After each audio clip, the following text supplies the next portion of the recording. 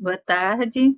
Eu gostaria de agradecer aos professores, né, a professora Eliane, do curso de especialização em docência para educação profissional do IFSC de Florianópolis, né, especialmente para a unidade curricular de educação e direitos humanos. Eu gostei do convite porque eu fui professora, né, agora estou aposentada e eu acho bem relevante que os professores se atentem e conheçam melhor esses assuntos que eu vou abordar. Sempre a intenção é ajudar e contribuir para que o conhecimento ajude a gente a encontrar novos caminhos, né? Então, eu vou começar falando de epidemia, né? Essa tristeza que foi para a gente, ainda está sendo, né? A epidemia de Covid-19, que entre março de 2020 e agosto de 2022 ceifou 681 mil vidas de brasileiros. Foi um trauma, é muito triste tudo isso, né? Mas tem uma outra epidemia que não está tendo tanto destaque, que é a epidemia do câncer, né? A epidemia do câncer entre 2018 e 2020 matou 692.521 pessoas no Brasil, mais do que a epidemia do Covid. Mas a gente não vê relatórios diários, a gente não vê a mídia falando disso, né? As famílias e os amigos é que arcam com a tristeza de conviver com essas perdas, essa doença que tem tantos lances de sofrimento, né? E a gente vê aqui nos dados dos gráficos que a maioria das vítimas são homens e que a cada ano são ceifadas mais de 200 mil vidas, né? 2020 foi um ano atípico, então esses 229.300 óbitos talvez sejam ainda um número seja maior, né? Depois vai ter uma atualização, provavelmente.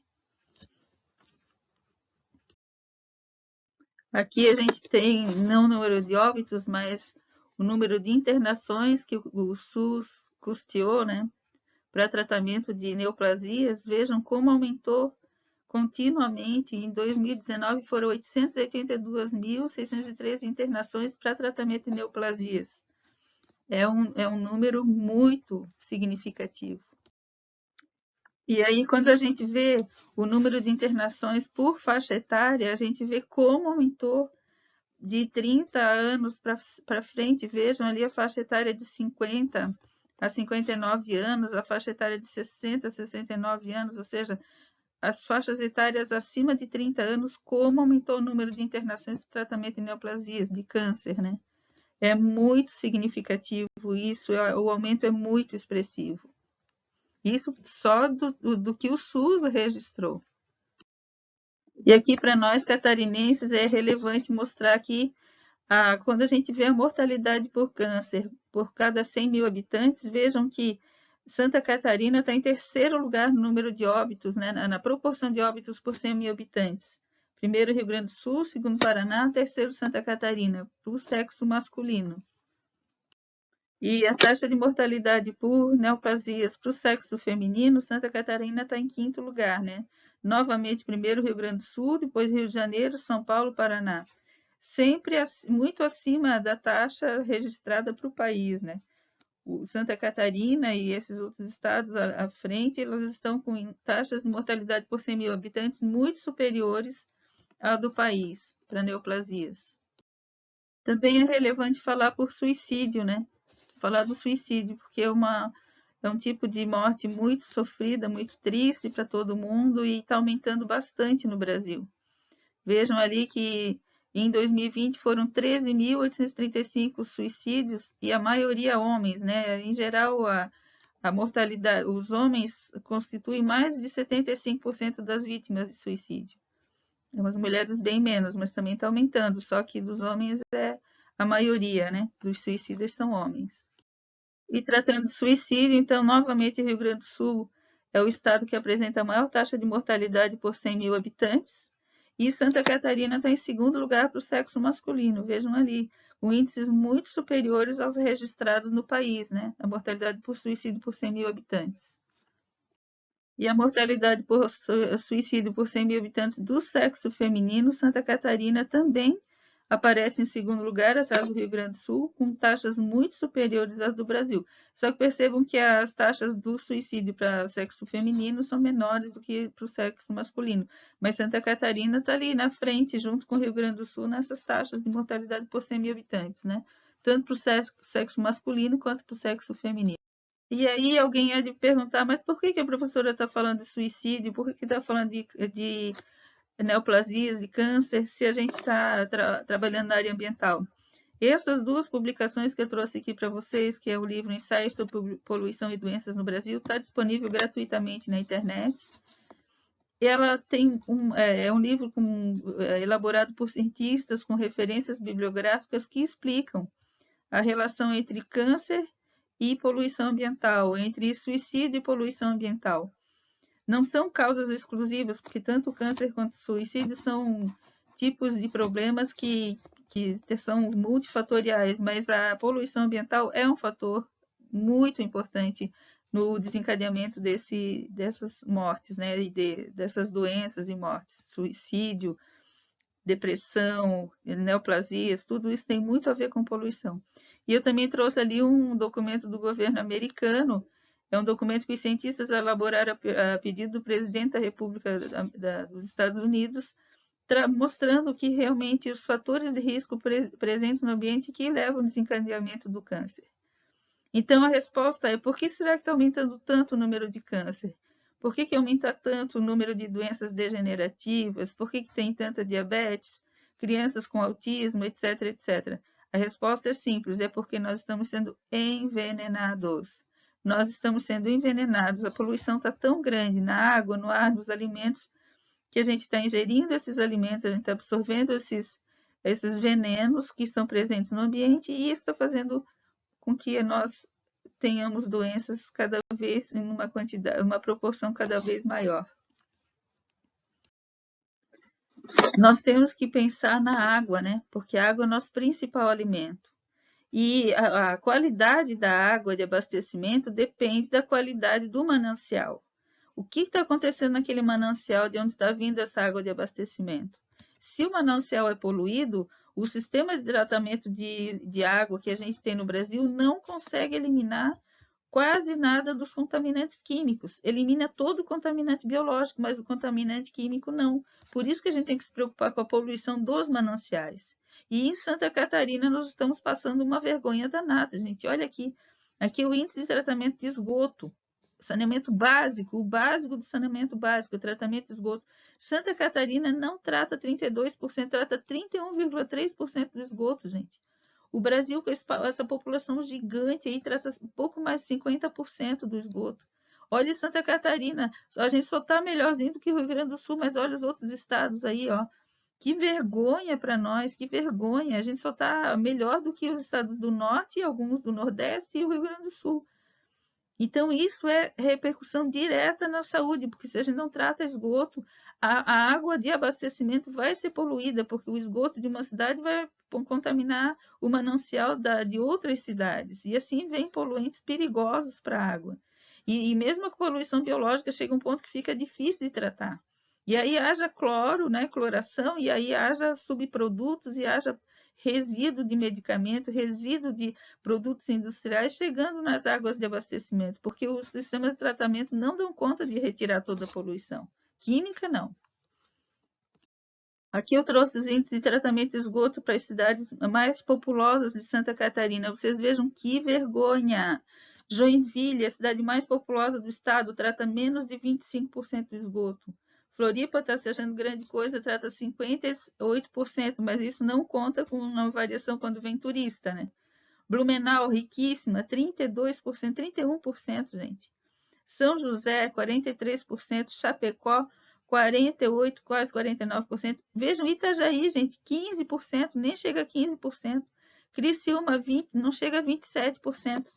Jaraguá do Sul está melhorzinho, o melhor de todas é Jaraguá do Sul. Palhoça, uma cidade enorme, está crescendo, rica, não chega a 8% de tratamento de esgoto. Lages, 32%, menos de 33%.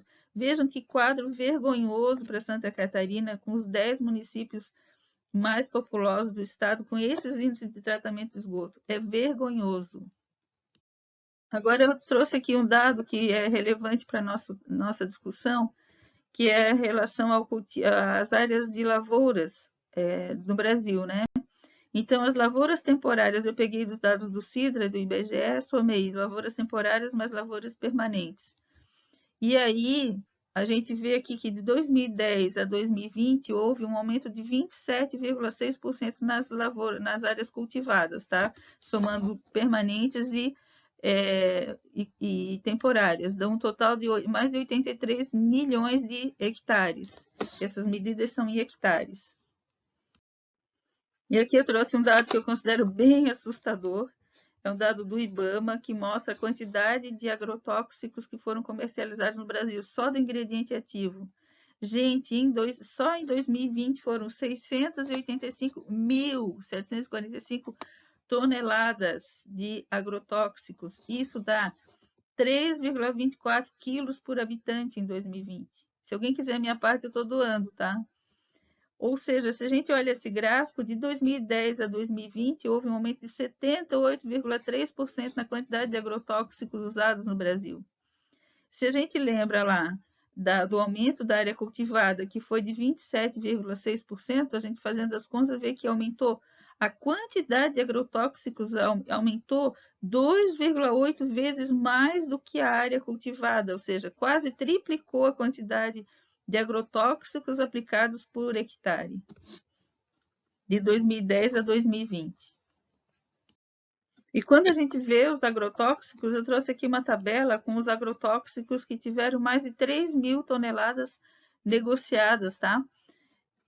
Em 2020. Gente, vejam que grande parte desses que a gente espalhou de monte no Brasil são banidos na União Europeia. Essa terceira coluna ali são o ano de banimento na União Europeia.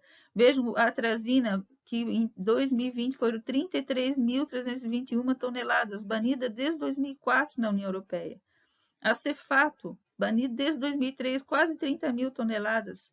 Clorotalonil, 2009 banido, mais de 24.000 toneladas. Então vejam que tristeza para o nosso país, que entre os agrotóxicos que foram aplicados em grande quantidade, mais de 3.000 toneladas em um ano, estão essas porcarias que já foram banidas na União Europeia e em vários outros países por serem inaceitavelmente perigosos para o ambiente e para a saúde humana. Vejam que tristeza isso, gente. Os mais usados no Brasil, em grande parte, são proibidos em outros lugares, porque as pessoas lá não aceitam o risco de usar essa porcaria. Aqui tem o carbendazim, que foi comercializado 7.789 toneladas. Ele tem uma história engraçada. Ele foi banido em 2009 na União Europeia. No Brasil estava em revisão desde 2008, tá? Aí, essa semana, proibiram o carbendazim. Por quê? Porque teve um juiz lá do Distrito Federal que ordenou que a Anvisa reavaliasse o carbendazim. Desde 2019 era para eles darem uma resposta, daí o prazo final que o juiz deu foi agora em agosto, e saiu essa semana a resolução. Proibir, mas não proibir, ou seja, o carbendazim teve o uso proibido no Brasil, mas vai poder os agricultores vão poder usar e vão poder comercializar até ano que vem para terminar os estoques. Sabe por quê? A justificativa do banimento é cancerígeno. A Anvisa disse, não, ele é cancerígeno, mas a gente deixa usar para acabar os estoques. Vejam a situação, gente, dava desde 2008, já se sabia há muito tempo que essa substância é extremamente perigosa para a saúde. Aí a Anvisa vem com essa resolução, é cancerígeno, tem que proibir, mas vai ficar um ano sendo usado para acabar os estoques. Dá para aceitar uma coisa dessa? Então, quem procura acha. Num país que se usa tanto veneno, quem procura veneno acha, né? O Ministério Público do Estado de Santa Catarina conseguiu verba para analisar, para avaliar a qualidade da água, e então contratou por licitação pública um laboratório para fazer as análises, né? Então foram analisados a água de abastecimento, tá, gente? Abastecimento de cidades, tá? De 175 dos 295 municípios de Santa Catarina foram avaliados, quanto à presença de 204 ingredientes ativos. A resolução a portaria do Ministério da Saúde exige que as empresas de saneamento avalia a presença de agrotóxicos na água a cada 6 meses, 40 ingredientes ativos. O Ministério Público conseguiu avaliar 204. Esse trabalho de janeiro de 2018 a dezembro de 2019 revelou que havia resíduos de agrotóxicos na água de 60 municípios. Gente, 60 municípios tinham água, veneno na água, tá? Desses 60 municípios que tinham veneno na água, 50 deles não poderiam usar água se estivessem na União Europeia. Já vou explicar por quê. Então, a gente tem nessa tabela os resultados de algumas das análises das águas, né? E a gente vê que aqui a gente tem concentrações acima do que seria permitido na União Europeia, porque na União Europeia cada ingrediente não pode ultrapassar 0,1 microgramas por litro, e quando tem mais de um, não pode ter, a soma deles não pode ter mais que 0,5 microgramas por litro. Nessa tabela aqui, somente a cidade de Armazém ficou abaixo de 0,1 microgramas por litro. E é triste ver, gente, que Arvoredo e Armazém têm um manancial subterrâneo com venenos perigosos ali, né? Por que é o manancial subterrâneo é mais preocupante a contaminação do que o manancial superficial? Porque o subterrâneo não tem mecanismos de depuração. O manancial superficial tem o sol, tem o ar, tem o movimento das águas, então vai purificando aos poucos. E o subterrâneo não tem, então aquela poluição é considerada permanente. Vejam aí Balneário Camboriú com tantos poluentes na água, né? É muito triste isso, gente. 50, 60 municípios dos que foram avaliados, 60 tinham veneno na água. E o veneno na água é uma contaminação que é muito preocupante porque todo mundo precisa de água, todo mundo precisa beber no mínimo 2 litros de água por dia, e é todo dia. Então é uma contaminação que chega no corpo das pessoas diariamente, continuamente. Por isso que é tão preocupante a contaminação das águas de abastecimento. E vejam vocês que aqui eu trouxe os dados da literatura quanto aos efeitos na saúde dos agrotóxicos que foram encontrados na água de abastecimento de cidades de Santa Catarina. Gente, é apavorante, porque tem vários tipos de câncer, hipotireoidismo, extremamente tóxicos, afetam inclusive crianças, o desenvolvimento das crianças, o desenvolvimento neurológico das crianças. Causa até autismo, atraso no desenvolvimento. Então, vocês vejam, eu fiz questão de deixar aqui, porque isso vai ficar no YouTube, vai ficar bastante tempo, as pessoas vão poder ver o que é que elas estão bebendo. Um dado importante também, o ano que foi proibido na União Europeia, ou seja, vários venenos que apareceram nas águas de várias cidades de Santa Catarina já foram proibidos há muito tempo na União Europeia. Aqui, o fipronil, que apareceu aqui nas águas de Santa Catarina, foi proibido até na China, gente. Até coisa proibida na China, nós não proibimos ainda. Meu Deus, o que é isso? Coitado do povo brasileiro, viu? Coitado do povo brasileiro. Aqui tem o número de municípios em que apareceram esses componentes e o ano de proibição na União Europeia e os efeitos na saúde. É muito preocupante isso, muito preocupante. Quando a gente vê, por exemplo, o profenofós, que apareceu na água de 5 municípios de Santa Catarina e foi proibido na União Europeia já em 2002. Gente, nós estamos em 2022. Fazem 20 anos que foi proibido na União Europeia porque eles não aceitavam os riscos lá. Como é que a gente continua usando isso aqui? Isso é um crime contra os brasileiros. Olha aqui, a permetrina, proibida lá na União Europeia, causa autismo, gente. Causa autismo em crianças. Causa, sim. Isso é inacreditável, é verdade. Se a mãe é exposta a determinados poluentes durante a gestação, a criança tem autismo, sim. O glifosato é um dos que causa também. Aqui também nessa página tem os três componentes que foram encontrados em águas de abastecimento e que já estão banidos na União Europeia, né? Então vejam vocês que coisa muito séria que é isso, a gente contendo contaminantes na água extremamente perigosos e que já foram banidos em outros países há muito tempo. Agora, a gente consultou lá no site da Anvisa, da Agência Nacional de Vigilância Sanitária, quais são os agrotóxicos com uso permanente permitido no Brasil. São 504 ingredientes ativos permitidos, né, de agrotóxicos com uso permitido no Brasil. Desses 504, 107 são produtos biológicos e semioquímicos, tá? e 397 são agrotóxicos químicos. Gente, desses 307, 146, ou seja, 36,8% foram banidos ou não têm uso autorizado na União Europeia, ou seja, quase 40%, 36,8% do que é permitido no Brasil não tem uso autorizado na União Europeia atualmente. Aqui a gente tem um panorama da evolução do número de produtos agrotóxicos aprovados anualmente, né? De 2005 até 2022. Vejam que em 2005 foram 90 produtos aprovados no ano. Aí, em 2021, foram 552 produtos. Agora, de janeiro a junho de 2022, foram 309 novos produtos. Produtos, tá, gente? Não é ingrediente ativo, é produtos. Aumentou muito a partir de 2016. Aqui a gente tem os dados relativos aos agrotóxicos, né? Os produtos aprovados de janeiro de 2019 a 30 de junho de 2022. Foram 1.801 novos produtos aprovados. Desses 1.801, 191, ou seja, 10,6% são produtos biológicos, tá? Agentes biológicos como ingredientes ativos, ou seja, fungos, bactérias, vírus que são usados como pesticidas, tá? Então foram 191.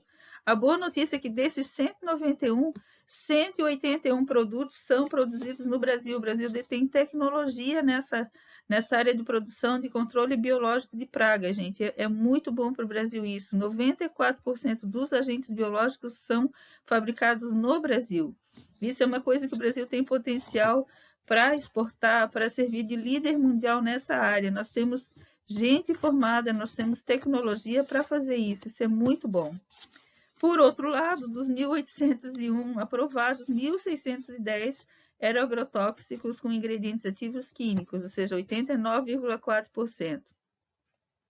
Gente, desses 1.610 ingredientes químicos agrotóxicos aprovados, 1.295, ou seja, 80,4%, pelo menos um fabricante estava na China. Vejam nossa dependência da China em relação à produção de agrotóxicos, gente.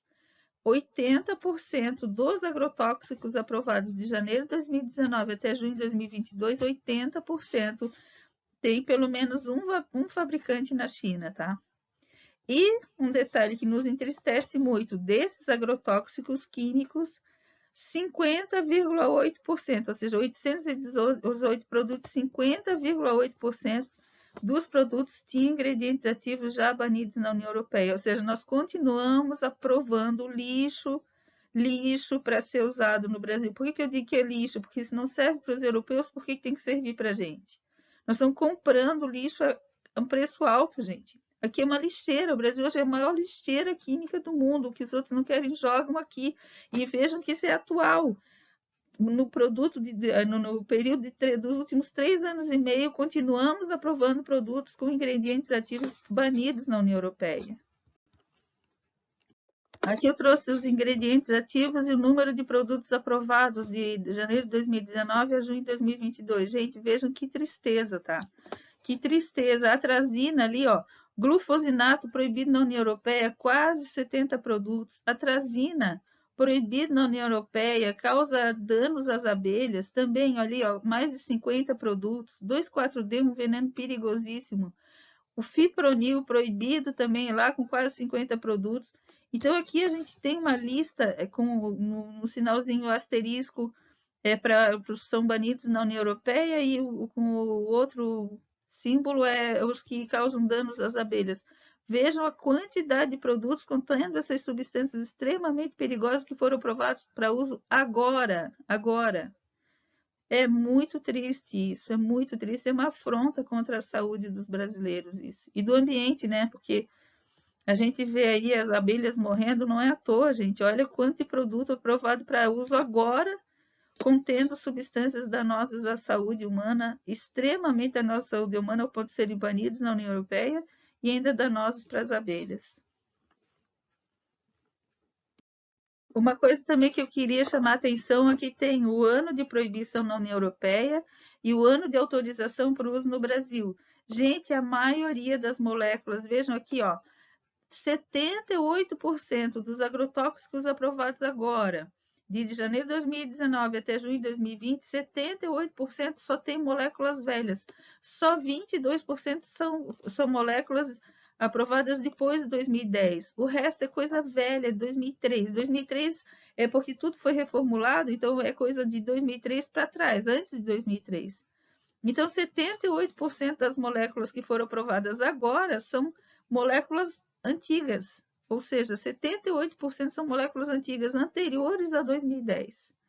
E o que eu trouxe aqui é para vocês passarem raiva comigo, gente. Substâncias proibidas na União Europeia, que tem uso autorizado no Brasil em folhas, agrião, brócolis, couve, sabe? O Brasil permite o uso em hortaliças de substâncias que foram banidas na União Europeia há muito tempo por causa da sua toxicidade.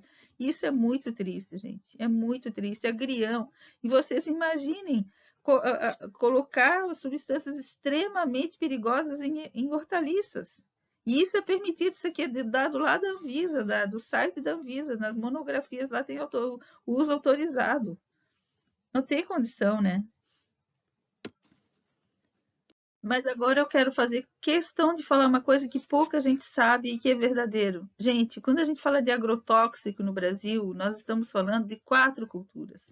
Sim, a doutora Larissa Bombardi e outros autores demonstraram o seguinte: do total de agrotóxicos usados no Brasil, 52% são usados em plantações de soja, 52% para soja, 10% para milho, 10% de cana-de-açúcar e 7% nas plantações de algodão. Sim, gente, somando isso dá 79%.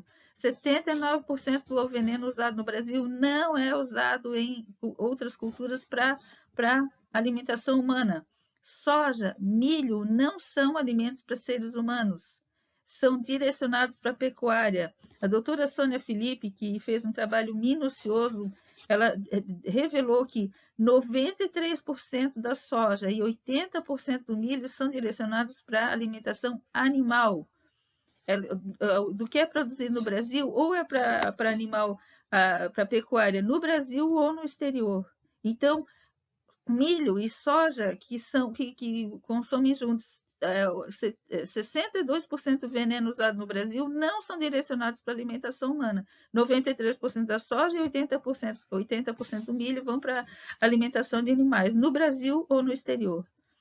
Cana é commodity e algodão também não é alimento. Então, quando a gente fala de veneno, quando a mídia diz que a gente precisa usar veneno para alimentar as pessoas, não é verdade. A gente está alimentando animais, a gente está sacrificando nosso ambiente, usando a água, desmatando para produzir alimento para animais e commodities. Não é para produzir alimentos para seres humanos. Quando a gente vê a área plantada em hectares, gente, a gente vê a predominância das áreas plantadas com soja, milho e cana. E muito pouco para alimentação de humanos, feijão, trigo e arroz. Comparem as áreas, gente. Isso é dado oficial, tá? Do IBGE, do Sidra. Ou seja, nós estamos priorizando a plantação de soja, milho para alimentação animal, cana de commodity e deixando em insegurança alimentar o Brasil, porque o que é realmente alimento para o ser humano está sendo muito pouco cultivado. Gente, o Brasil está passando por uma situação muito séria de insegurança alimentar, a gente está vivenciando um alto preço dos alimentos, porque a gente não prioriza a produção de alimentos para as pessoas. Simplesmente isso. Olhem essas áreas cultivadas. Isso repercute em uso da água, degradação do solo, desmatamento, intoxicação, envenenamento. Tudo isso para quê? Para a gente exportar. Exportar é muito barato. Olhem ali os principais produtos exportados pelo Brasil. Número 1, soja. 70% da soja produzida, exportada pelo Brasil vai para a China para alimentar porcos lá. E o milho também é usado para alimentação animal. Ali vejam a pauta de exportação do Brasil, segundo o petróleo, né, que a gente exporta o petróleo e depois importa o diesel. Em quinto lugar, o milho. Sexto, carne bovino. Sétimo, carne de frango. Nono, farelo de soja e 10º, café. Vejam que a gente fica com todo o prejuízo aqui, a nossa degradação ambiental, a nossa poluição para exportar limpinho, carne de boi, carne de frango e a nossa população comendo osso aqui, né? Quando consegue comprar osso, Vejam que situação que nós estamos vivendo. E uma situação grave de insegurança alimentar, porque, como eu disse, o Brasil importa feijão, trigo e arroz, o Brasil está importando, enquanto que exporta. E aí dizem que o Brasil é o celeiro do mundo, é o celeiro para os animais, mas não para as pessoas. Pode, isso tem repercussões diretas no preço dos alimentos e na insegurança alimentar que a gente está vivendo agora. É o privilégio das commodities em detrimento da produção de alimentos para as pessoas. E quando eu falo de pecuária no Brasil, vejam aqui o quadro que a gente tem. A última coluna é de seres humanos. Vejam que os humanos são minoria. Tem muito mais boi no Brasil, ali os bovinos, né? Muito mais bovinos no Brasil. Galináceos, então não se fala só galinhas, tá? Tem muito mais galinha no Brasil do que humanos. Os suínos ficam abaixo, né? Mas de qualquer forma a gente já vai ver que é impactante também a produção de suínos. Então vejam que a quantidade de animais que são produzidos no Brasil, e esses animais são tratados com o produto da agricultura industrial, soja e milho. Então vejam vocês o quanto que a gente investe na produção de carne e o quanto que fica de ônus aqui para a gente. Em relação a isso, vejam a quantidade de seres humanos e a quantidade de animais aqui. E vejam vocês, se nós não tratamos adequadamente os dejetos humanos, imagine então dos animais. Eu trouxe aqui os números para vocês poderem ter ideia do tamanho do impacto da pecuária também sobre a qualidade dos recursos hídricos. Em 2020, foram abatidos 29.887.036 bovinos.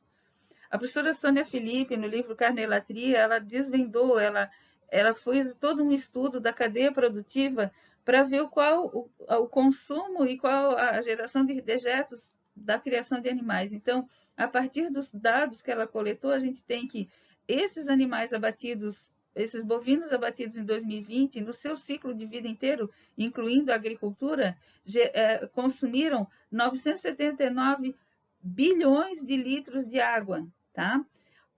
Geraram 1,46 bilhões de toneladas discretas e foram liberados 268,4 milhões de litros de sangue durante o abate. Nos suínos, né? 49.356.207 suínos abatidos no Brasil em 2020, eles consumiram durante o ciclo de vida 37 bilhões de litros de água, 98,7 milhões de toneladas discretas geradas e 148,1 milhões de litros de sangue liberados no abate. Quanto aos frangos, foram 6 bilhões e 6 milhões 415.270 frangos abatidos no Brasil em 2020.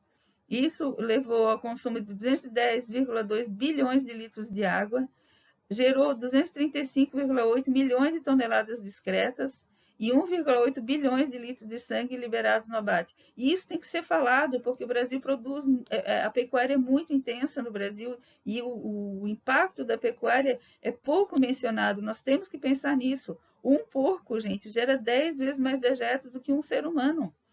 Os animais, eles têm um impacto muito grande também. A pecuária tem um impacto muito grande sobre os recursos hídricos no Brasil, com certeza.